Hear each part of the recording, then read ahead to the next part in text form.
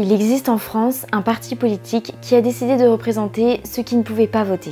Ceux qui font partie de notre monde mais qu'on a décidé de ne pas considérer, ou du moins pas tous. Ceux qu'on a conditionnés pour qu'ils soient mangés. Ceux qui sont utilisés pour tester nos produits de beauté. Ceux qu'on ne voit pas toujours. Il y a aussi ces toutes petites boules de poils et les plus gros mammifères terrestres. Ils sont bien là, sur la Terre tout autant que nous. Dans les océans, dans le ciel, dans la Terre.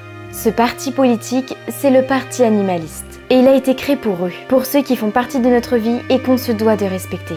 Dans ce nouvel épisode, je vous emmène à la rencontre d'Hélène Touy, avocate de profession, cofondatrice du parti animaliste et tête de liste pour les élections européennes. Elle va pouvoir vous expliquer le rôle qu'a ce parti à défendre les animaux, les humains et l'environnement.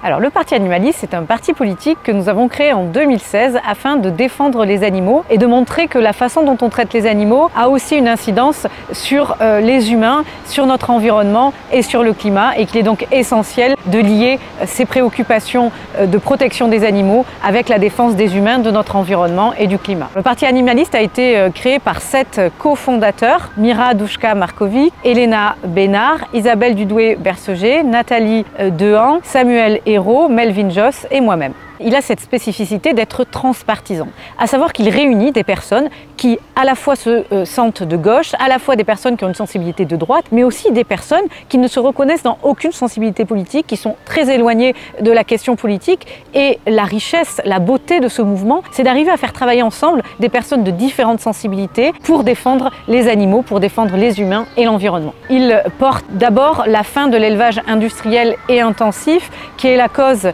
d'abord d'énormément de souffrance pour les animaux qui vivent entassés dans des bâtiments sans jamais voir la lumière du jour. Modèle agricole, modèle alimentaire qui en plus est désastreux pour l'environnement et pour le climat, donc il faut y mettre fin. Se préoccuper de l'environnement, c'est se préoccuper des habitats des humains, des habitats des animaux, et ce que l'on porte évidemment, c'est la lutte contre les pollutions, la lutte contre le gaspillage de ressources, notamment en eau, qui est absolument grave à l'époque où on vit avec les sécheresses massives que l'on connaît. Et c'est aussi porter un partage des territoires. On considère qu'il faut partager les territoires terrestres, maritimes et aériens, que les humains ne peuvent pas s'approprier tous les territoires et toutes les ressources, et qu'il faut reconnaître aux animaux des territoires qui leur sont propres, sans activité humaine. On porte aussi la souveraineté alimentaire, à savoir utiliser nos ressources végétales pour nourrir directement la population, et aussi arrêter de gaspiller de la nourriture, parce que souvent ce que l'on ne sait pas, c'est que l'élevage ne produit pas de la nourriture, il en gaspille. Il faut, pour faire 1 kg de protéines animales, 7 kg de protéines végétales, et donc on perd 6/7 de protéines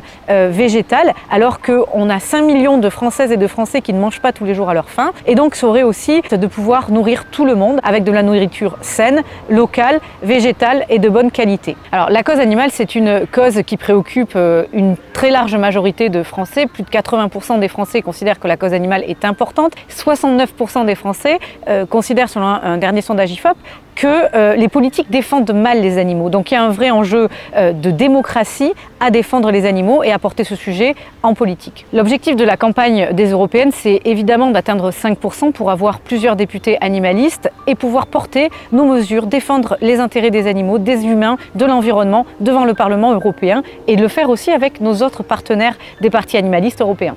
Le 9 juin prochain, il est fondamental que vous utilisiez votre vote pour défendre les intérêts des humains, des animaux, de votre environnement. Parce que si vous ne choisissez pas, si vous ne votez pas, d'autres voteront pour vous. D'autres continueront à porter ce modèle agricole mortifère, évidemment pour les animaux, mais aussi qui nous met face à un risque grave de pandémie, de crise sanitaire. Ce n'est pas une hypothèse, c'est une certitude. Tous les scientifiques nous disent que le modèle agricole actuel va amener des prochaines pandémies. Nous avons vécu dans notre chair le Covid. Nous savons à quel point cela a eu des conséquences désastreuses. Il est important maintenant de protéger tous les individus, les humains, les animaux et l'environnement. Ce vote et cette possibilité de choix, elle est entre vos mains. Donc utilisez votre voix, utilisez votre vote pour défendre les animaux, les humains, l'environnement et nous préparer à vous et vos enfants un avenir meilleur.